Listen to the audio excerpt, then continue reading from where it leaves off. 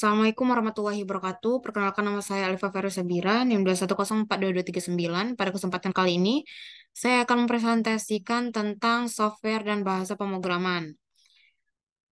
Seperti yang kita ketahui, software adalah sekumpulan data elektronik yang tersimpan dan dikendalikan oleh perangkat komputer.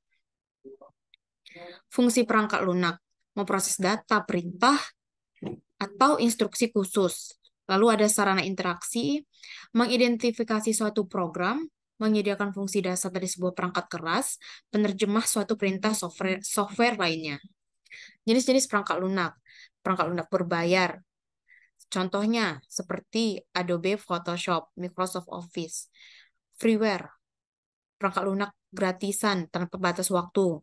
Contohnya seperti freeware, Google Chrome, Mozilla Firefox. Lalu ada free software, yaitu pengguna harus membeli perangkat lunak ini terlebih dahulu. Setelah itu pengguna bebas untuk melakukan penggadaan, modifikasi, hingga distribusi. Shareware, perangkat lunak yang dibagikan secara gratis untuk keperluan tertentu. Malware, perangkat lunak dianggap sebagai perusak sehingga bisa berbahaya jika disalahgunakan.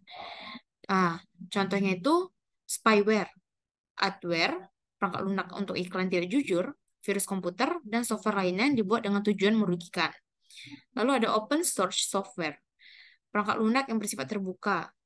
Nah, contohnya itu seperti Linux yang fungsinya setara dengan Microsoft Windows. Habis itu firmware, perangkat lunak penyimpanan yang hanya dapat dibaca atau memori read-only, sehingga dianggap bukan perangkat lunak seutuhnya. Lalu ada bahasa pemrograman. Bahasa pemrograman adalah bahasa yang digunakan oleh programmer untuk memberikan instruksi kepada komputer. Nah, perintah tersebut akan diterjemahkan menjadi logika yang dimengerti komputer. Hasil akhir dari penggunaan bahasa pemrograman adalah sistem operasi, aplikasi desktop, website, atau aplikasi mobile.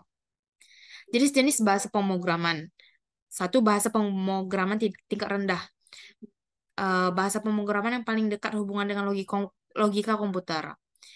Lalu bahasa pemrograman ini dibagi menjadi tiga. Bahasa mesin, bahasa asli yang dipahami komputer. Lalu ada bahasa assembly atau bahasa rakitan, adalah jenis bahasa pemrograman tingkat rendah untuk membangun sistem yang berhubungan langsung dengan perangkat keras. Lalu dua, bahasa pemrograman tingkat menengah. Jenis bahasa pemrograman menjadi penghubung antara bahasa tingkat rendah dan bahasa tingkat tinggi. Makanya bahasa ini sering disebut dengan pseudo language atau bahasa semu. Sebagai bahasa penghubung, jenis bahasa pemrograman tingkat menengah menggunakan perintah yang mendekati bahasa manusia. Oleh sebab itu, bahasa tingkat menengah juga sering dipakai untuk membangun sistem operasi. Tiga, bahasa pemrograman tingkat tinggi. Jenis bahasa pemrograman dengan perintah yang menyerupai bahasa manusia, dengan kata lain, perintah tersebut mudah ditulis, dibaca, dan dikelola. Nah, maka dari itu bahasa tingkat tinggi sangat direkomendasikan bagi Anda yang baru belajar pemrograman. Nah, bahasa tingkat tinggi masih dibagi lagi menjadi dua jenis. A, pemrograman berorientasi prosedural. Adalah jenis bahasa pemrograman yang membagi perintah program menjadi bagian-bagian lebih kecil. Lalu ada pemrograman berorientasi objek. Jenis bahasa pemrograman yang mengelola perintah program menjadi objek-objek tertentu. Nah, mungkin ini saja yang dapat saya sampaikan tentang materi ini.